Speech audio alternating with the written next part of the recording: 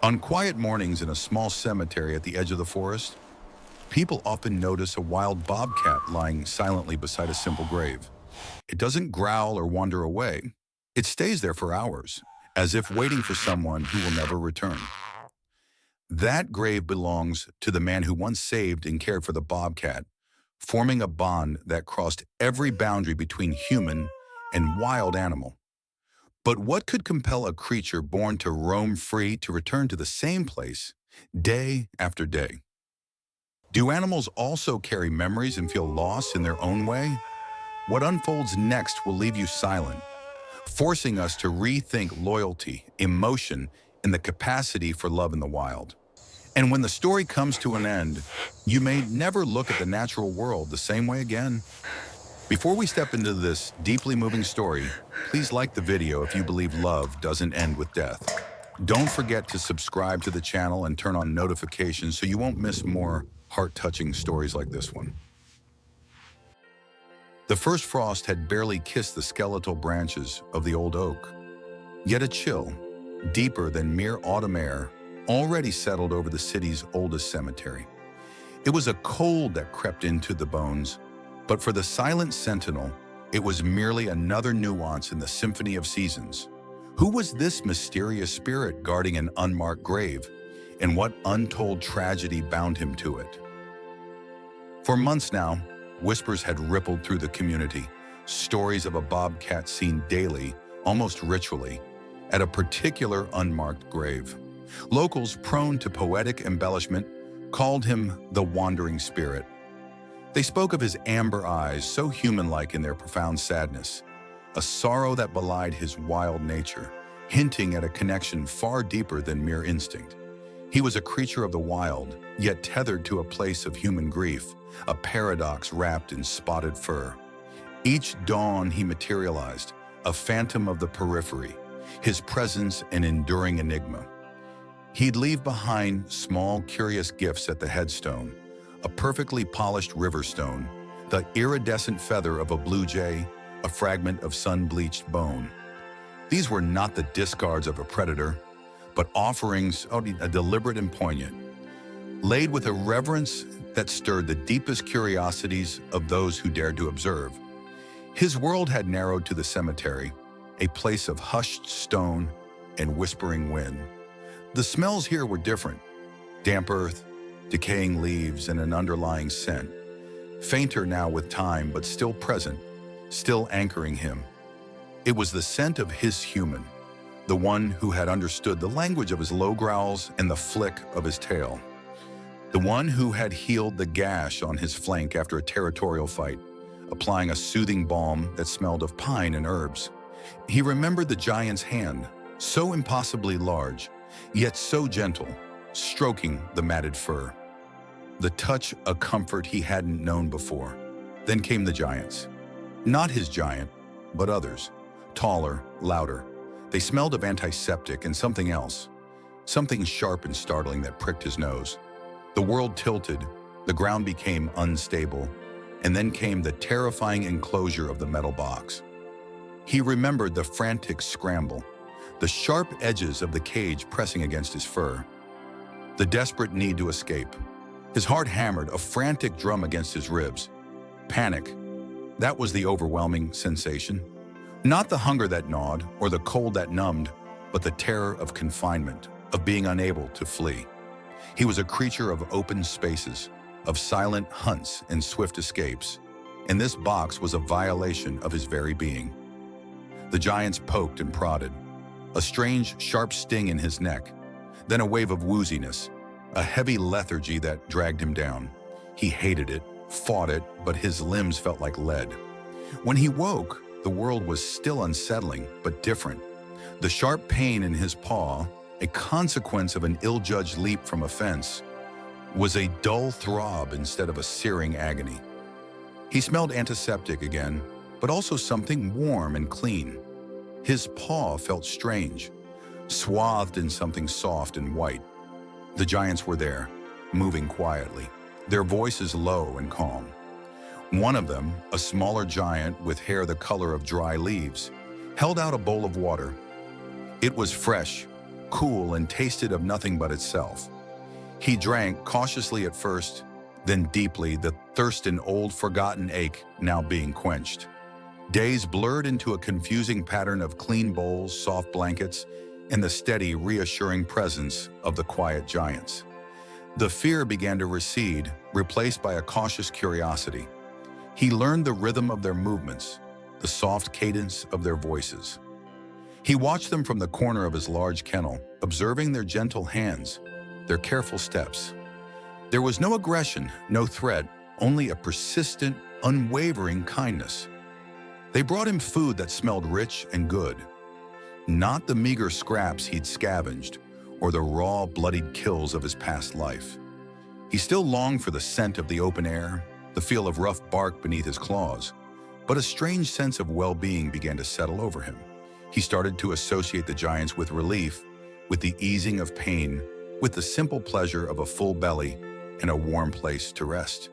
The Bobcat's inexplicable daily vigil at the grave, leaving behind those poignant gifts, had sparked a quiet revolution in the community.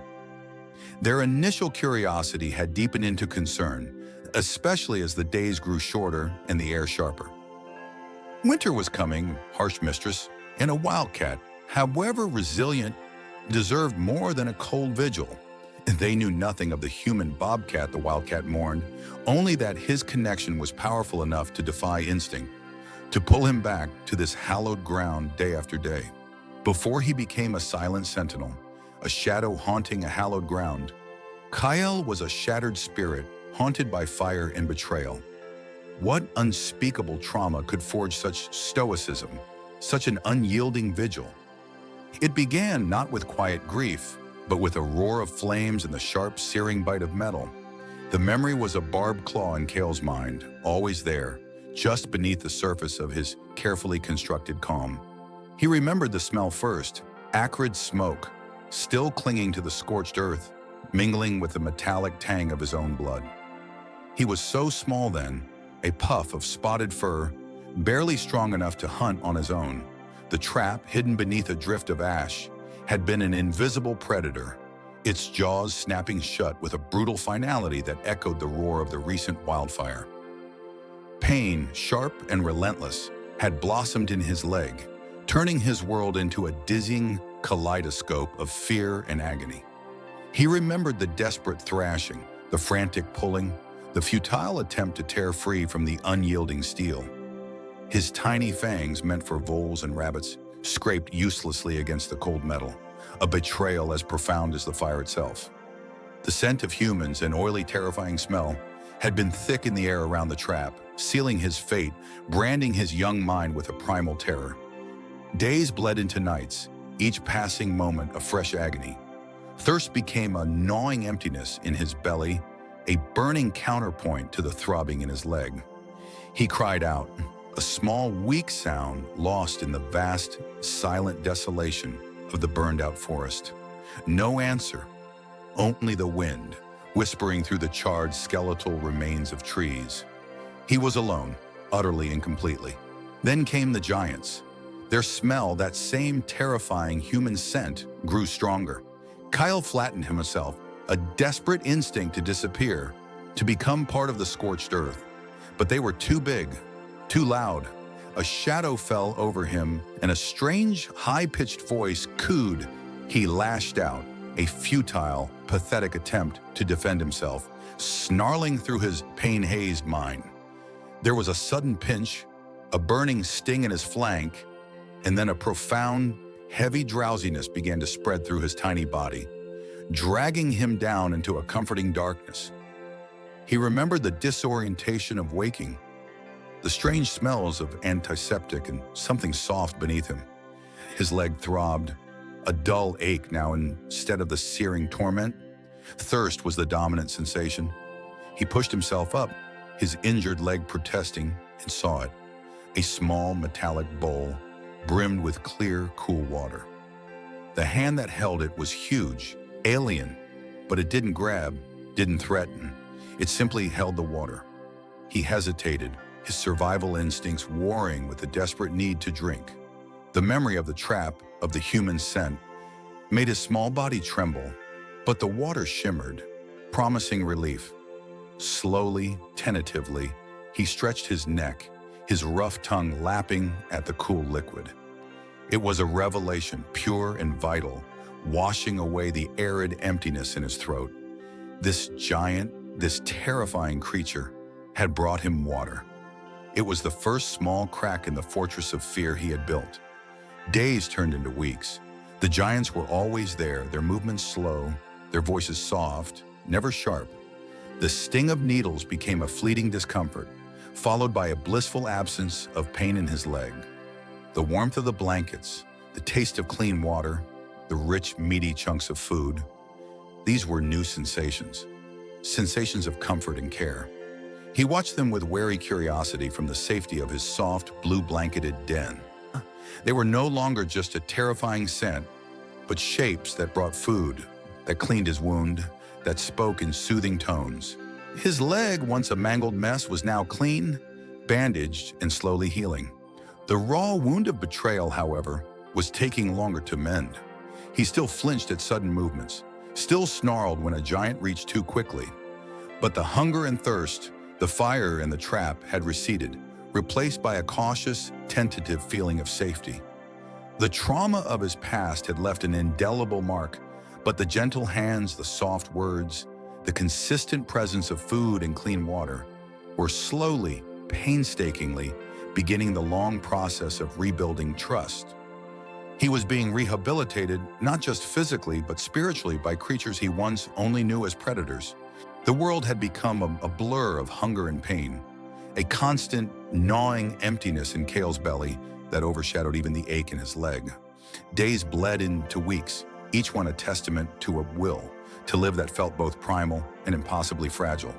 He was barely a bobcat kitten, scrawny and small, dragging a limb that no longer truly belonged to him through the charred, skeletal remains of what had once been his home, a place of warmth and the familiar scent of her.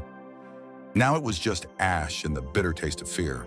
He'd learned to hunt with a handicap, a desperate, fierce ballet of instinct and agony, a limp, a pounce, a miss, then the agonizing scramble to try again, each failure draining precious energy he didn't have. He remembered the swift, effortless kills she'd used to make, the way a vole or a rabbit would simply cease to be. For him, it was a battle against nature itself, a relentless test where every breath felt earned. His will was immense, a tiny fierce spark in a rapidly darkening world, but his body was failing.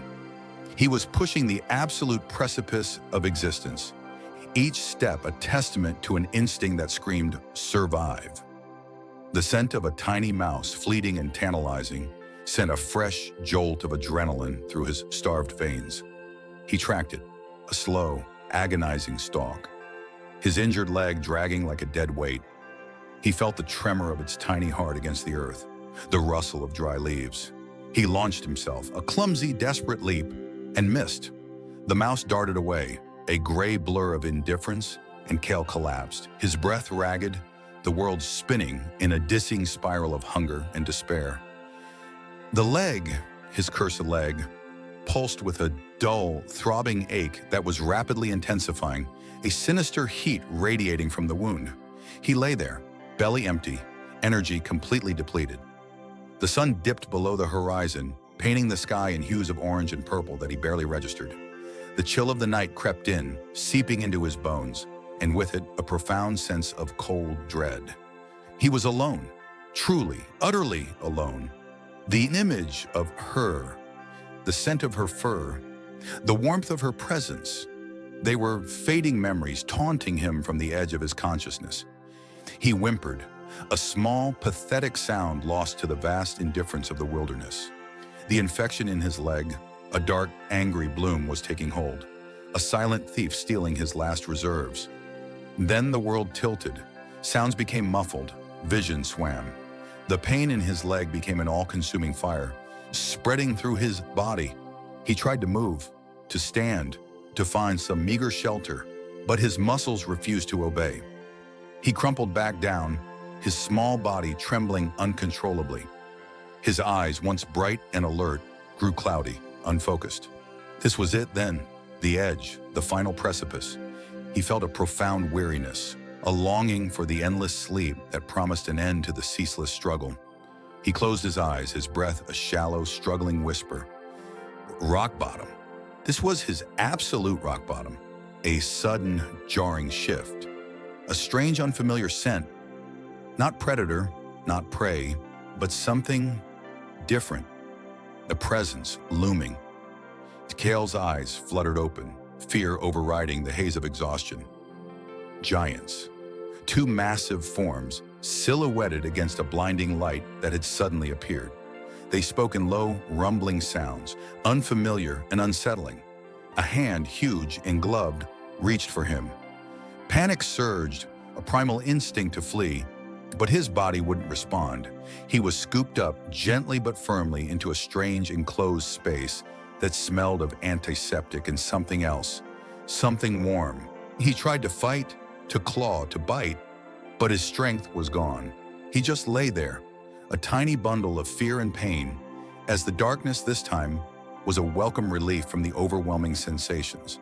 He awoke to a different kind of darkness, punctuated by a soft, rhythmic hum. The world was still a blur, but the searing pain in his leg had dulled, replaced by a strange, tingling sensation. He was in a soft enclosed space, a box of sorts, smelling of clean fabrics in a faint, comforting warmth. Then the giants reappeared, their faces closer now, still massive but less menacing in the gentle glow of a lamp. One of them, a female giant with a soft voice, reached in with a small, flat dish. It held water. Clear, cool, beautiful water. He drank, tentatively at first, then with a frantic thirst, the cool liquid a balm to his parched throat. It was the purest water he had ever tasted. A prick, a sharp sting, and he flinched, a low growl rumbling in his throat, but the female giant cooed, her voice a soft, reassuring cadence. And then, a blanket, incredibly soft and warm, was placed over him. He sank into it, the warmth spreading through his chilled bones, pushing back the lingering cold of the wild. The giant's touch was slow, deliberate, unthreatening. She offered him food, a small, moist, meaty bite that smelled utterly divine. He ate, every bite a miracle, his body absorbing the nourishment with desperate gratitude. The fear was still there, a tiny knot in his gut, but it was slowly being replaced by something else. Comfort, relief. He watched the giants, these strange, towering creatures with new eyes. Their hands, once terrifyingly large, now offered warmth, sustenance, and the promise of a future beyond the edge of survival. He felt the prick of another needle, this one bringing a deep, calming sleep that promised healing. Trust, a fragile, nascent thing, began to bloom in the dark corners of his wild heart. The scent of damp earth and pine needles filled the cool morning air, a familiar comfort for Kael. For weeks, ever since the familiar presence of the tall two-legger had vanished from the den, he'd maintained this ritual. He would trace the worn path through the undergrowth, his paws barely disturbing the fallen leaves, until he reached the small mound of churned earth. Here, the scent of the two-legger was strongest, mingled with the strange, metallic tang of disturbance. He'd lie there sometimes for hours, listening to the forest's symphony, waiting for the familiar call that never came. Today, however, a new scent, sharp and intrusive, pricked his sensitive nose. A two-legger, not the familiar one, but a different, more cautious scent. He flattened himself, a shadow among shadows, his tawny coat a perfect camouflage against the dappled sunlight filtering through the canopy. The two-legger, small by two-legger standards but still a towering presence, moved slowly, her movements deliberate, almost hesitant. She carried a strange, long stick. Kael's hackles rose. He'd learned to distrust two-leggers, their unpredictable movements, their sudden loud noises. His ribs ached, a constant throb, and his left hind leg, twisted in a recent, desperate scramble for food, sent jolts of pain through him with every step. He was weaker than he'd ever been, his once sleek fur now matted and dull, clinging to his emaciated frame. His snarl was a ragged, hoarse sound, more a plea than a threat, but it was all he had. Lena saw the fear first, a raw, primal terror mirroring the snarl on the Bobcat's face. He was magnificent, even in his current state, a wild creature built for stealth and power, now reduced to a skeletal outline beneath matted fur. "Hey there, big guy," she murmured, her voice low and soothing, a practiced cadence honed over years of coaxing terrified animals from their hiding places and terrified people from their own internal wars. He lunged, a desperate, clumsy blur of fur and claws, but his aim was off, his strength clearly failing. He stumbled, collapsing back into the undergrowth, a guttural cry tearing from his throat. The pain in her own back, a phantom ache from an old war wound, throbbed in sympathy. She knew that cry. It was the sound of a trapped spirit, broken but not yet defeated. His aggression was a shield, she realized, recognizing the same desperate ferocity she'd seen in soldiers push beyond their breaking point. This wasn't malice, it was self-preservation, a desperate attempt to ward off another perceived threat. Her heart ached for him, for the suffering etched into every line of his emaciated body. He was too weak to run, too injured to truly fight, yet he snarled and hissed, his ears flattened, a living testament to the wild spirit refusing to surrender. This rescue, she knew, would push her to her limits, testing every ounce of patience and every shred of her own resilience. It was a mirror of her own journey, a reflection of the slow, painful process of rebuilding trust after betrayal. She moved with agonizing slowness, each step carefully measured, her eyes never leaving his. He watched her, a predator's intensity in his gaze, but tinged with a growing weariness. He tried to shift, to retreat deeper into the brambles, but a sharp stab of pain from his leg halted him. A whimper, involuntary and pathetic, escaped him. Lena's heart clenched. She knew what she had to do, and she knew he wouldn't make it easy. The dart gun, a silent, almost invisible extension of her will, was leveled, her aim steady despite the tremor in her hands. The decision was made. For his own good, she had to override his instincts. A sudden, sharp sting on his flank. Kael cried out, a sound of pure shock and outrage. What was this new torment? He thrashed, a desperate, futile explosion of energy, trying to dislodge the foreign object. His world began to blur, the trees swaying, the ground feeling soft and indistinct. Panic flared, hot and intense, quickly followed by a heavy, drowning sensation. His legs buckled, his muscles refusing to obey. He tried to stand, to run, but his body betrayed him, collapsing into the leaf litter. The two-legger was closer now, a looming shadow, her scent no longer just strange, but tinged with a calming, unfamiliar sweetness. He felt a gentle pressure, then the warmth of something soft being wrapped around him. His last conscious thought was of the two-legger's strange, soft voice, a low rumble that seemed to promise something. The world went dark, then drifted into a hazy, dreamlike state. He felt himself lifted, cradled by strong, gentle hands. It was strange, terrifying, yet there was an undeniable warmth. The pain in his leg, once a searing constant, began to recede, replaced by a dull ache that seemed distant, manageable. He was placed into something soft, a dark, enclosed space that smelled of cleanliness and something else, something vaguely medicinal. Fear still clawed at him, a deep-seated instinct, but it was muffled, softened by the strange lethargy that had overtaken him. He was no longer running, no longer fighting. He was simply held. A slow blink, then another. His eyelids felt heavy, his vision still swimming. He was in a new place, not the forest, not the grave. This place was different. It smelled of many two-leggers, of other animals, but also of something new, a sterile, metallic scent that he had come to associate with a lessening of pain. His leg was bandaged, tightly but not painfully so.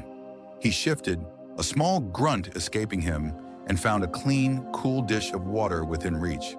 He lapped at it, the taste pure and refreshing, a stark contrast to the muddy puddles he'd been forced to drink from.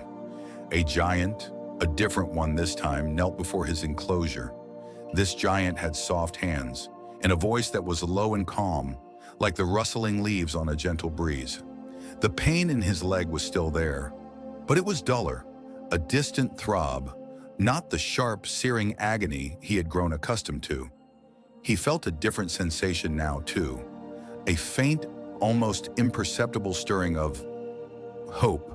The world had become a blur of terrifying motion and strange, suffocating smells.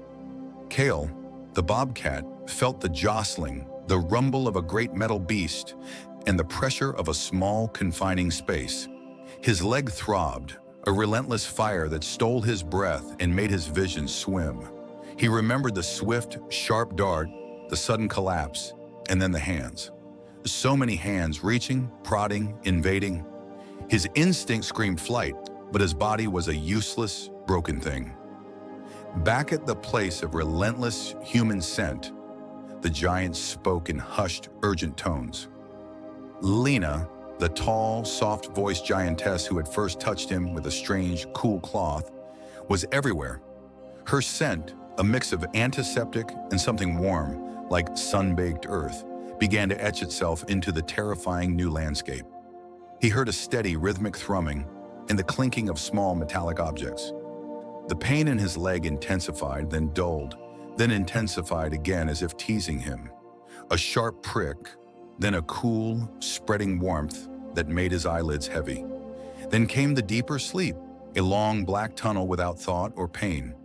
He awoke to a new kind of agony. His leg, though no longer a raw, open wound, was a heavy, unfamiliar weight. It was wrapped tightly, restricting his movement, making him awkward and unbalanced. The scent of antiseptic was stronger now, mixed with his own fear and the faint, coppery tang of blood. He thrashed, trying to tear at the offending bandage, but strong, unseen forces held him down. He felt a soft, warm pressure on his neck, then the familiar sting of a needle, followed by a wave of fuzziness that muted the sharp edges of his terror. The humans, though terrifying, were also a source of strange, fleeting comfort. They moved slowly, their voices low, their hands surprisingly gentle despite their size. Days blurred into a cycle of pain, medication, and the slow, agonizing process of learning to tolerate. His body, once lean and powerful, felt weak, his muscles wasted. He hated the restriction, the inability to run, to hunt, to simply bobcat, a bobcat.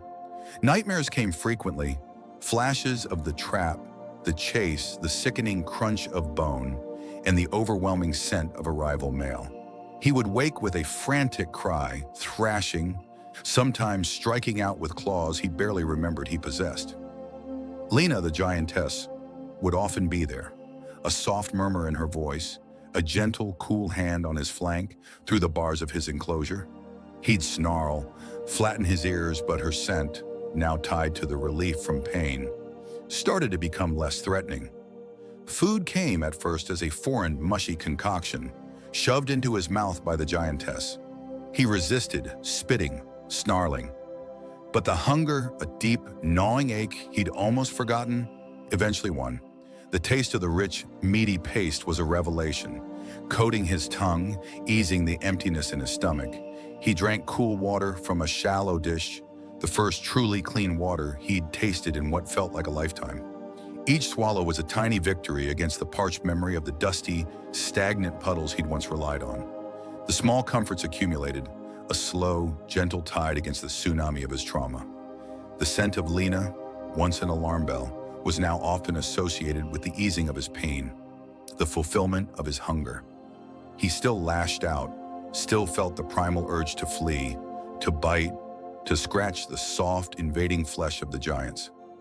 But sometimes when Lena would sit quietly by his enclosure, just talking, her voice a low rumble, he found himself not entirely tensing.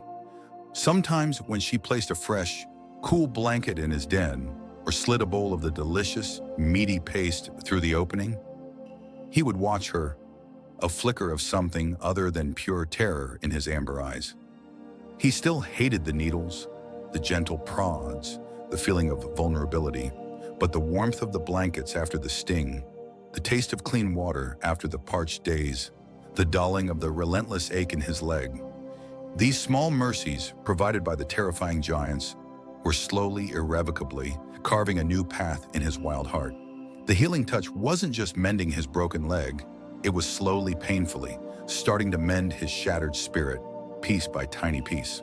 Can unwavering patience and empathy finally break through the impenetrable fear of a wild heart?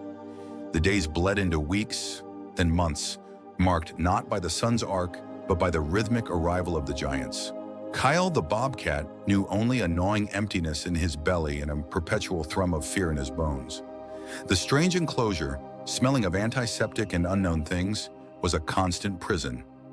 Every approach of a giant brought a fresh wave of panic, a guttural snarl ripping from his throat even as his body trembled.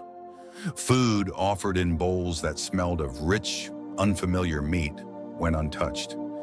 He'd bat it away, hiss and retreat to the furthest, darkest corner, his ears flattened, tail twitching erratically. Comfort was a foreign concept, a weakness he couldn't afford. The sharp prick of a needle, the dizzying calm that followed, was a necessary evil, but the memory lingered, reinforcing the terror. Lena, the softer, quieter giant, was the most persistent. She would sit, not approach, for hours. Her voice, a low rumble, seemed to carry no threat, just an endless stream of sounds. Kael would watch her from behind the safety of a plastic barrel, one eye peeking out, tracking her movements. Sometimes she would simply be a silent presence, reading from a thick, leather-bound book, her voice a soft murmur that blended with the gentle hum of the sanctuary. It was bewildering. Other giants came and went, bustling, efficient, but Lena always returned to his space. One evening, when the sanctuary grew quiet, a different sound reached Kael. It was Lena, still there, but her voice was different now. Not a soft murmur, but a quiet, almost mournful tone. "You remind me of him, Kael," she whispered, her voice barely audible above the distant chirping of crickets. Wild, untamed, scared of everything, but with so much heart hiding underneath. She spoke of a past, of a person who had been a wild soul, someone she had loved and lost, a profound loss laced with regret and tenderness. Kael didn't understand the words, but the sound of her voice, so raw and vulnerable, was new. It wasn't the usual careful coaxing. It was sadness. And in that sadness, for the first time, Kael felt a sliver of something akin to curiosity replace the paralyzing fear. He shifted, his muscles protesting the long stillness, and took a tentative step out from behind the barrel. She didn't move.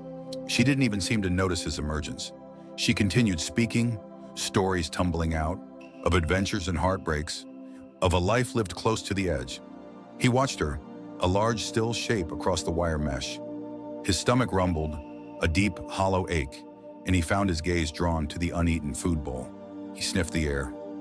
Chicken. A scent he hadn't known before, but one that now seemed impossibly tempting. It was a battle between the primal fear that dictated every action and a burgeoning, desperate hunger. That night, Lena didn't leave. He watched her from his barrel as the last of the giants departed, their footsteps fading into the silence.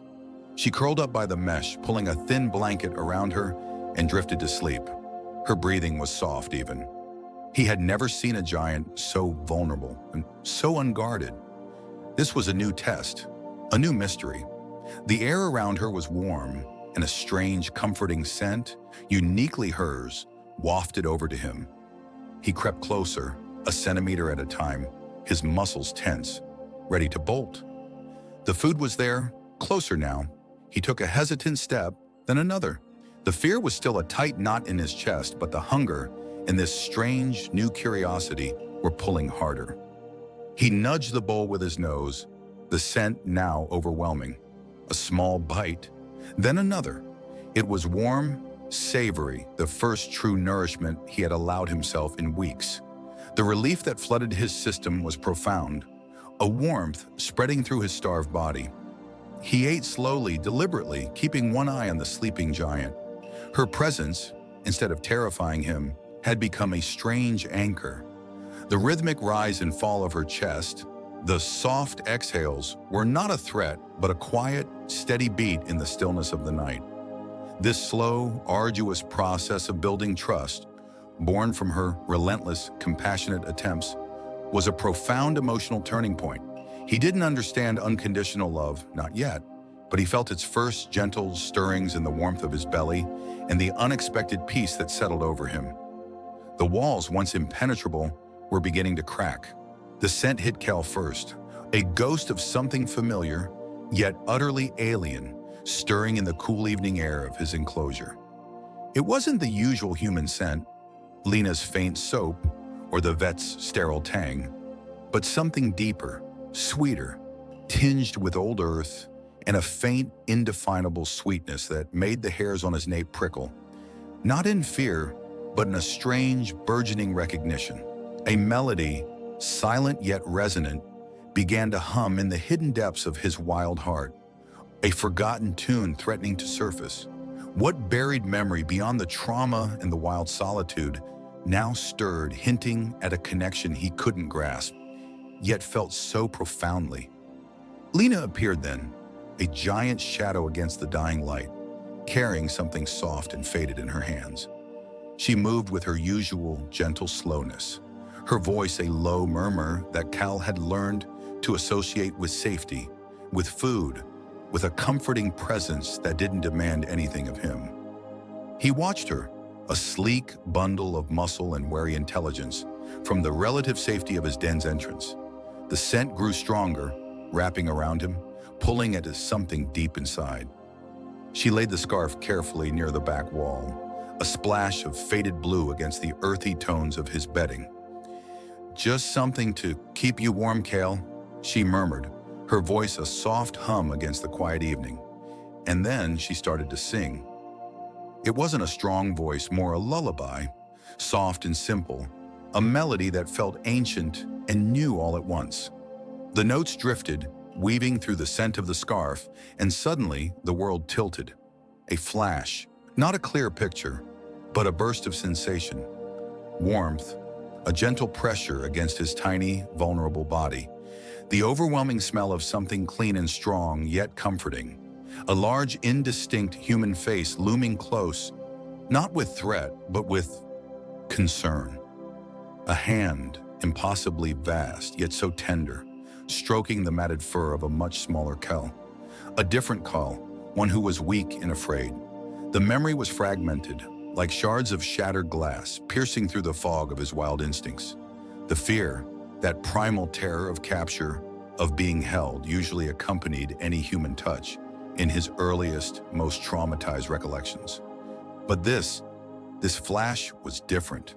It was a memory, not of pain, but of the cessation of pain, of a tiny, aching body being cradled, soothed. A moment of pure, unadulterated comfort in a world that had, until then, offered only stark survival. The lullaby, Lena's gentle, simple notes, seemed to be the key, unlocking a door he hadn't known existed. The taste of clean water, not from a puddle or a stream, but offered in a way that felt like salvation. The relief of a gentle wipe against a wound that had stung and throbbed, replaced by a soothing coolness. He let out a soft huff, a sound of confusion, not aggression. His claws, usually sheathed, extended just slightly, then retracted. He lowered his head, sniffing the air, then tentatively approached the scarf. The scent was powerful now, intoxicating. He nudged it with his nose, then rubbed his cheek against the faded fabric, almost as if trying to imprint it, to pull more of that lost sensation from it. The memory was still a jumble, a puzzle missing too many pieces, but the core feeling was undeniable. A profound, unexpected connection to a human. Could this be it? Could this be the boy? The one whose scent was now entwined with this old fabric? Who had saved him in those earliest, most terrifying days? A link to a past Kael had buried deep beneath the instinctual drive to survive?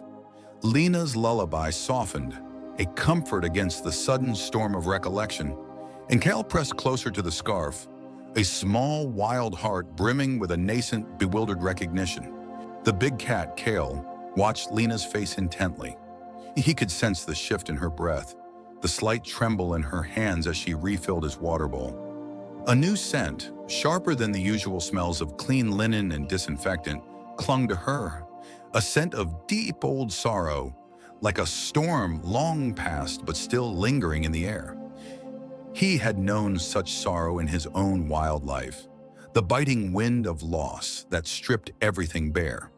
Her eyes, usually so steady and kind, held a distant, troubled gleam, mirroring the raw uncertainty he often felt in the quiet moments of the night. He had seen that look before, in the eyes of his own kind when a cub was lost to the river or a hunt failed, leaving an emptiness that gnawed at the belly. Lena sat on the floor, not too close, but close enough that Kael could feel the quiet hum of her presence. She had done this often since his arrival, just sitting, sometimes reading softly, sometimes just watching him with a gentle, patient gaze. Today, though, was different. Her voice was lower, a murmur that seemed to unspool from a deeper place within her. "You know, Kael," she began, her fingers absently tracing the rim of his water dish, "when I found you, burned and barely clinging to life, it brought back so much." He tilted his head, the sound a low rumble in his chest, a soft question. He understood the cadence of her speech, even if the individual sounds were meaningless. He understood her body, the way it spoke of hurt, of healing. "There was a fire, Kael, the same one that did this to you." Her gaze swept over his still healing paws, the patches where new fur was just beginning to grow back, a lighter, softer shade than his natural coat. It was a monster. It swallowed everything. Trees, homes, people. He twitched an ear, a silent acknowledgement of the tremor in her voice. He remembered the fire. He remembered the blinding light, the suffocating smoke, the searing pain that had consumed him, chasing him through the familiar woods until he could run no more. He remembered the desperate thirst, the agony of his paws, the terror of being so small against such a vast, hungry force, and then the strange, terrifying giants who had plucked him from the edge of oblivion. They had been frightening at first, their hands huge, their voices booming, but their touch had been surprisingly gentle, and the sharp sting of the needle had been followed by a blissful, dulling warmth that had stolen the worst of the pain. The taste of cool, clean water from a bowl, not a puddle, had been a revelation, a gift after days of parched agony. "I had a friend," Lena continued, her voice now a whisper. "Elias. He loved the woods, just like you, I think. Always out there, exploring, sketching the birds, finding new trails. He was kind. Kinder than anyone I knew." Kael felt a deep thrumming in his chest. He understood kindness.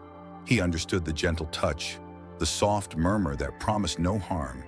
He understood the offering of food, the warmth of the blanket beneath him now, protecting his delicate paws from the hard floor. He understood the feeling of safety that had slowly, painstakingly begun to replace the raw terror that had once been his constant companion. He remembered the burning, the hunger, the overwhelming fear, and how these giants, initially so terrifying, had slowly, painstakingly become sources of comfort. Their big hands, once threatening, now delivered soft food and gentle strokes.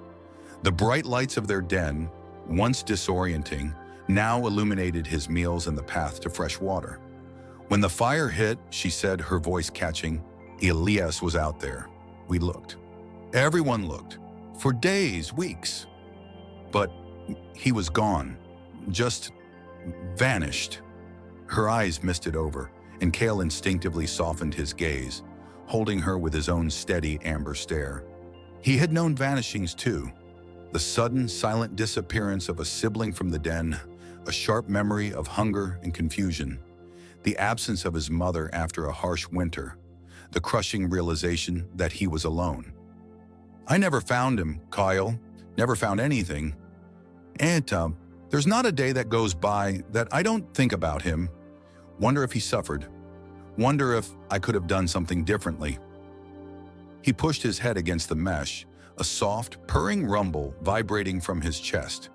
It wasn't a demand, not a plea, just an offering, a small gesture of understanding, of shared burden. He had been burned. He had lost everything. He had been alone. He knew the hollow ache of absence, the ghost of a presence that lingered just beyond reach. He knew the pain of the fire, the fear that had driven him to the brink. This giant, Lena, was revealing her deepest wound, exposing a raw, tender place that mirrored his own. Her dedication to creatures like him, to healing their burns and mending their brokenness, suddenly made a different kind of sense. It wasn't just a job, it was a devotion born from a desperate, quiet hope. "That's why I do this, Kael," she finished, her voice barely above a whisper. "For Elias, for all the Eliases out there who didn't make it, and for you who did." She wiped a tear from her cheek, a small, weary gesture. Kael closed his eyes for a moment, a deep breath filling his lungs. He could feel the connection, a silent understanding passing between them, more profound than any spoken word. He felt the weight of her secret, and with it, a new layer of trust began to solidify within him. The giants were not just providers of comfort and healing. They carried their own wounds, their own ghosts, and in their shared vulnerability, a bridge was built, spanning the vast chasm between species, between wildness and care, between devastating loss and the fragile hope of new beginnings. Kael, once a terrified wildcat, now moved with an easy grace that belied his rough beginnings. His injured leg, once a source of searing agony, was completely mended, a faint scar the only testament to the trauma. The deep, guttural growls of fear had given way to soft rumbles of contentment, a purr that vibrated through Lena's hand when she stroked his thick fur. He had become her loyal shadow, a silent, watchful presence, often found curled at her feet in the small office, or patiently observing her as she moved amongst the newer arrivals. His calm demeanor and almost regal stillness seemed to have a soothing effect on the trembling, bewildered creatures Lena brought in.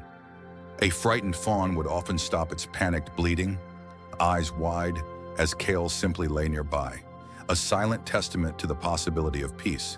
He'd even assist in his own way, nudging a bowl of kibble closer to a cowering fox, or sitting vigil by a squirrel with a broken tail, an unspoken promise that the giant humans were not always to be feared.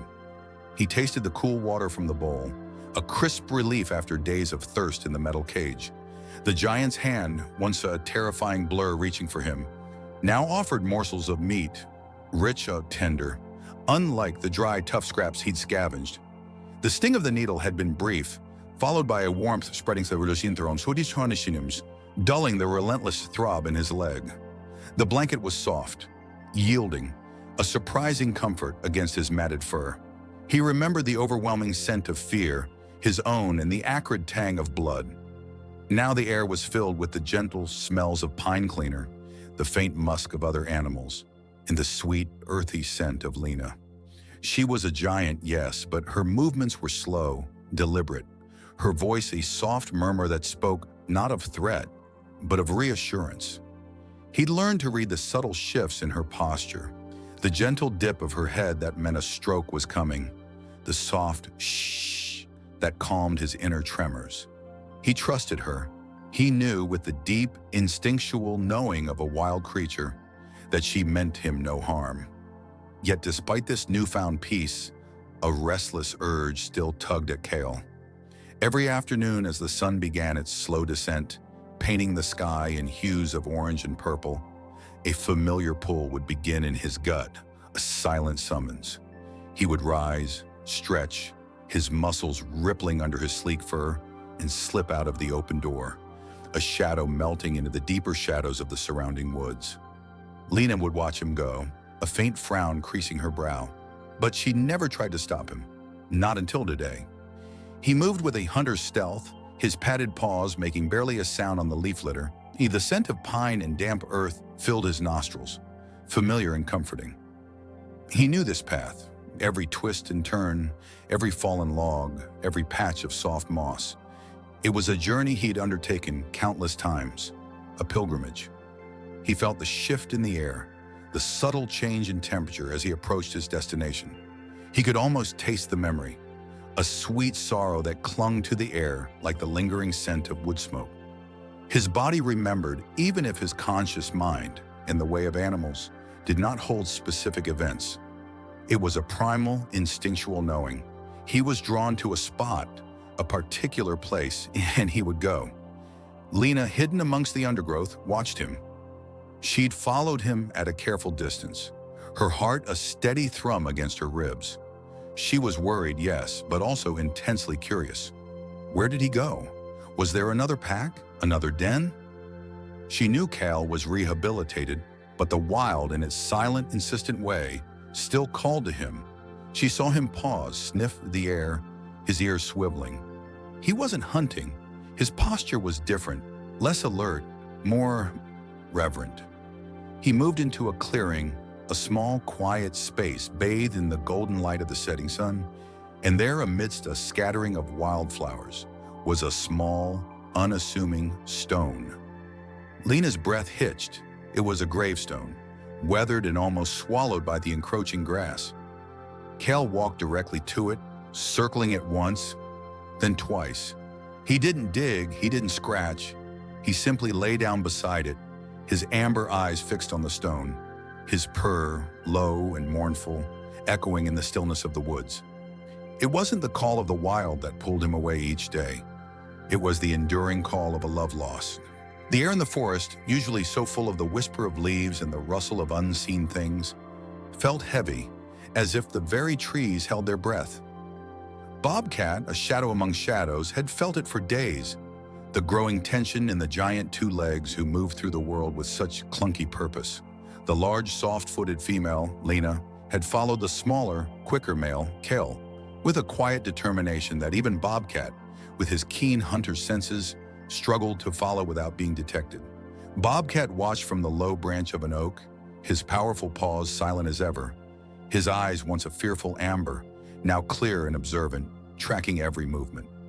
This place, the silent field of markers, had become his sacred ground, a daily ritual ingrained deeper than the hunting instincts of his ancestors.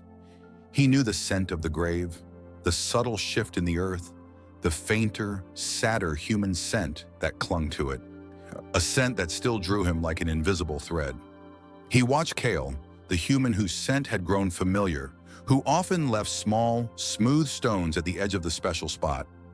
Bobcat had observed this ritual for many sunrises and sunsets.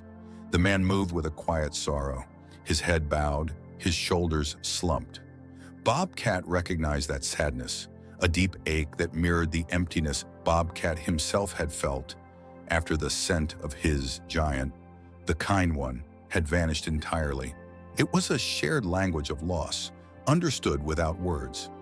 Kael approached the simple patch of earth, the one Lena had once thought was Bobcat's own secret shrine, and laid down a single perfectly smooth gray stone. It was a gesture of profound respect, of a connection that transcended the living and the dead. Lena, moving with a ghost-like silence that surprised Bobcat, finally emerged from the cover of a massive weeping willow. Her face was etched with a raw vulnerability, her eyes wide with a mixture of fear and dawning comprehension. She stopped just a few paces from Kael, her gaze fixed on the small stone he had just placed. Bobcat could almost feel the tremor in her, the way a deer tenses before a predator, though there was no danger here, only truth. Lena knelt slowly, her movements stiff, as if her muscles were resisting the inevitable. Her fingers, delicate and hesitant, reached out to the stone. Bobcat watched, his entire body tense, sensing the seismic shift occurring in the human world below.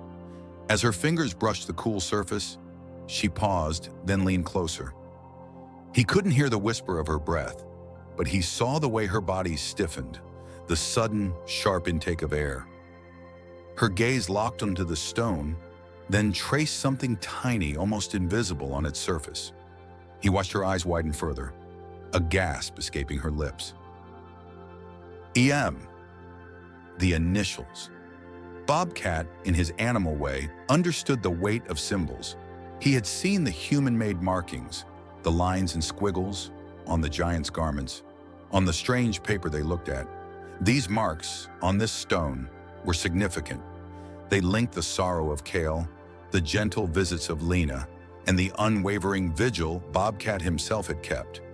A wave of understanding, a deep, instinctual knowing washed over Bobcat. This wasn't just a grave. This was the grave. The place where the scent of Elias, the boy who had once rescued a terrified, injured Bobcat from a cruel trap, still lingered in the deepest corners of his memory. Elias, the one whose warmth and kindness had first taught Bobcat that not all giants were monsters. The boy who had saved him, whose body had never been found after that terrible storm, leaving only this quiet, unmarked spot in the earth. Kael, too, had known Elias. Kael, the lost boy who had found solace in the wild, just as Bobcat had been saved by Elias's unwavering spirit and courage too. This was the shared wound, the invisible thread that bound them all. Bobcat remembered the days after Elias was gone, the confusion, the fear, the sudden, terrifying absence of the familiar, comforting presence. He remembered the hunger, the gnawing emptiness, the cold nights huddled alone. He remembered the sting of the snare, the burning pain in his leg, the metallic taste of his own fear. And then, the hands, Elias's hands, gentle despite their strength, carefully freeing him, wrapping his wound, offering him fresh water in a cupped palm, water that tasted like life itself. He remembered the fear of the strange den, the one Elias had made for him, but also the warmth of the makeshift blanket, the careful placement of small, meaty morsels of food. It was a turning point, the first glimmer of trust in a world that had, until then, only shown him cruelty. The initial fear of the new giants, the ones who had found him after Elias was gone, was overwhelming. The net, the sudden darkness, the rough jostling of the giant moving box. Then the overwhelming smell of antiseptic, of fear and sickness. The sharp prick of a needle, a moment of dizzying pain, followed by a blissful, heavy warmth that spread through his limbs. The cold, hard table, but then the gentle hands moving over his fur, examining his teeth, his ears, his healing leg, the unfamiliar sounds, the soft, soothing murmurs of the giants, their words meaningless but their tone reassuring. He was a wild creature, but in that clinic, in the presence of these new, gentle giants, a different kind of instinct began to stir. The instinct to heal, to trust, to survive. The memory of Elias, his kindness, had laid the foundation for this new trust, a bridge built from raw instinct and a profound animal understanding of care. Now Lena was crying, her shoulders shaking with silent sobs. Kael knelt beside her, his hand resting gently on her back, a gesture of shared sorrow. They were connected, he realized, not just by the tragedy of Elias's death, but by the quiet, enduring loyalty they both felt. Bobcat, the wandering spirit, had found his purpose in this vigil, guarding the memory of the boy who had saved him.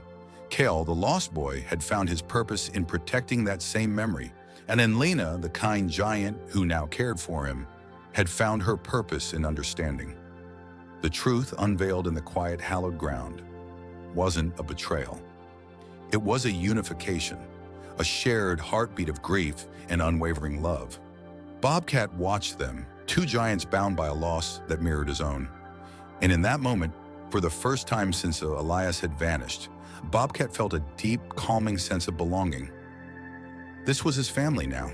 These grieving, gentle giants, bound by the memory of a boy and the quiet, enduring loyalty of a bobcat. The whisper started in the valley, a low hum carried on the wind, then grew into a chorus that echoed through the hills and beyond. It was the story of a wildcat, a bobcat named Kael, and his unwavering vigil at a human's resting place. This tale, born of grief and devotion, transformed Lena's humble rescue center, once a place of quiet, often heartbreaking struggle, into something more profound, a sanctuary, a beacon, a living testament to love's enduring power. The story wasn't just about Kael's loyalty to Elias, the gentle giant who had once shared his world. It was also about Elias's quiet bravery, a silent strength that had touched Kael's wild heart in a way no other human ever had. Kael, the very embodiment of this legend, continued his daily pilgrimage. Each morning, just as the first sliver of dawn painted the sky, he would appear, a shadow of rust and muscle, carrying a small offering, a particularly smooth stone, a fallen feather, a perfectly shaped leaf. He would lay it meticulously at the base of the simple wooden marker, a ritual so ingrained it felt like the beating of his own heart. These gifts, simple yet profound, spoke a language beyond words, a constant reaffirmation of a bond that transcended the veil between life and death. For Kael, the space where Elias rested wasn't a grave. It was simply another place where Elias was. The scents were fainter now, blurred by time and seasons. But the connection remained, an invisible thread tugging at his instincts, reassuring him that his protector, his friend, was still somehow present. Lena, who had initially observed Kael's grief with a shared, aching heart, now watched his enduring devotion with a different kind of emotion: peace. The years of gnawing sorrow over Elias's death had begun to recede, replaced by a profound sense of purpose. Kael and Elias's story had ignited something in the human community, a spark that quickly became a blaze. Volunteers, drawn by the raw emotion of the tale, flocked to Lena's modest center. Donations, large and small, poured in, transforming dilapidated enclosures into spacious natural habitats. The center, once a quiet refuge, pulsed with renewed energy, a collective desire to mend broken wings and heal scarred spirits. The influx of support meant new hands, gentle but firm, interacting with the creatures Lena brought in. A hawk, wings shattered by a collision, initially regarded these towering figures with suspicion, its piercing eyes tracking every movement. The initial touch, even through thick gloves, was jarring, a violation of its wild space. The sting of the needle for pain relief was a sharp shock, followed by a dizzying warmth that dulled the ache, a strange new sensation. Days turned into weeks, filled with the soft clink of metal bowls, the careful placement of food, and the low, reassuring murmurs of human voices. The hawk, once rigid with fear, slowly began to unfurl, its tense muscles relaxing, its gaze softening.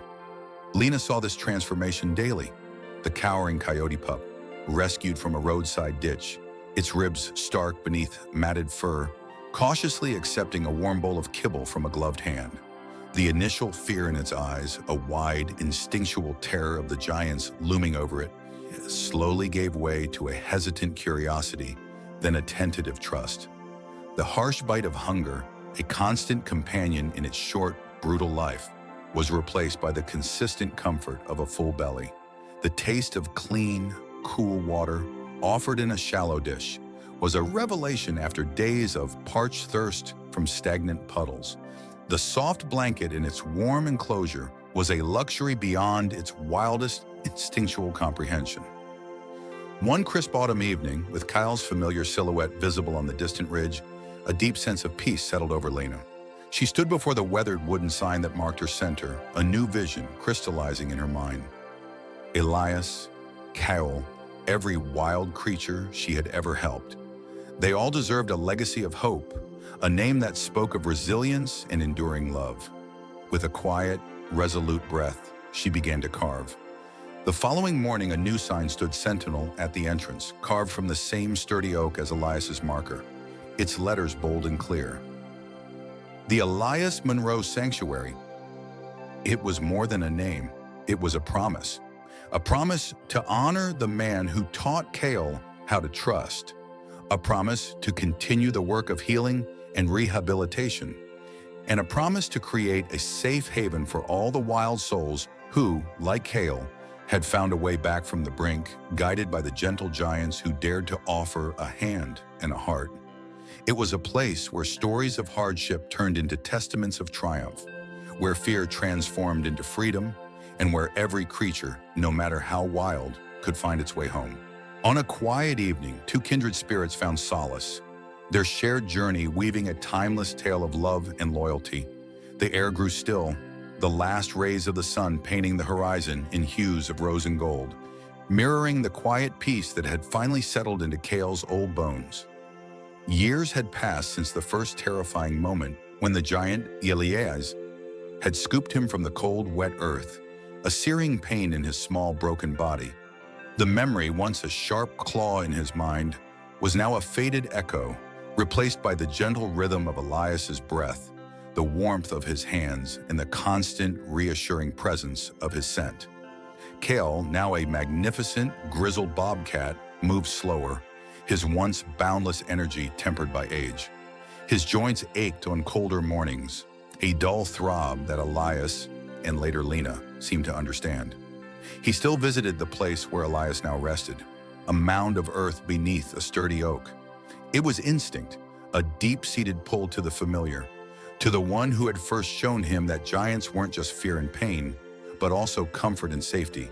He'd rub his cheek against the cool stone, a silent communication, a bobcat's purr echoing in the stillness of his heart.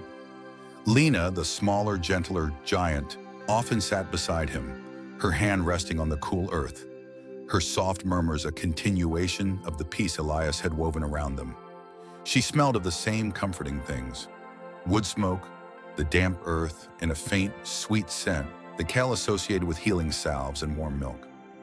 They had created a place, Lena and Kael, a patch of land adjacent to Elias's resting spot. It was a memorial garden, Lena called it, though Kael understood it simply as a quiet, sun-dappled glade where other small, quiet things were laid to rest. Each arrival was a somber affair, but not one of terror. Kael would watch from a distance as Lena gently placed a small bundle, a bird with a broken wing that couldn't mend, a fawn too weak to survive, into the soft earth.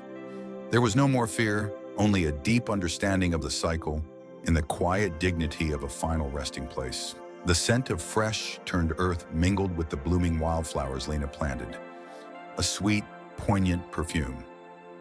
Kael's story, the wildcat who visited his deceased owner's grave, had become a legend, whispered among the few who knew of Elias's sanctuary. Lena would sometimes speak to him in soft tones about his legacy, about the profound connection. Kael didn't understand the human words, but he understood the feeling. He understood the warmth in Lena's touch, the gentle rustle of her hand stroking his back, a sensation that had once been a source of panic, but was now pure comfort. He remembered the first time he'd tasted clean water from a bowl, not a muddy puddle, and the rich red meat Elias had offered after days of gnawing hunger. The memory of the metal trap, the searing pain in his leg, the blinding panic was now a distant, dull ache, replaced by the cool, reassuring pressure of Elias's bandage, and the antiseptic sting followed by a warmth that spread through his entire body. The humans, once looming, terrifying giants, had slowly, painstakingly, transformed into sources of profound security. In their quiet companionship, Lena and Kael embodied the enduring power of love, loyalty, and the healing journey. They were a testament to the idea that a bond, once forged, could transcend all boundaries, even the final one. Kael would often lie at Lena's feet while she read on the porch, his steady breathing a counterpoint to the turning pages.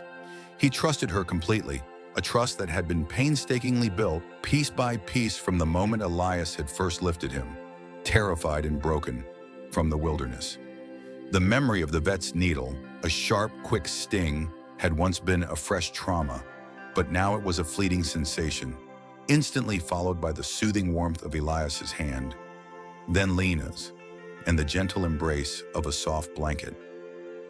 The harshness of his past was a forgotten whisper, replaced by the gentle purr of the present.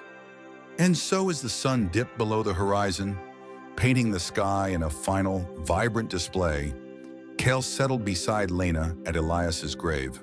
His head rested on his paws, his gaze fixed on the familiar stone. Lena's hand found his neck, scratching gently behind his ears, a gesture that had become as natural as breathing. There was no sadness, no lingering grief, only a profound sense of peace. The legacy they had built, born from a broken wildcat and a compassionate giant, thrived. It was a testament to their unbreakable bond, a silent promise of eternal devotion, a healing journey completed. If this story touched your heart, comment 1 if you're moved or 0 if you're speechless. Thanks for watching until the end. Don't forget to like and subscribe for more magical stories. See you next time.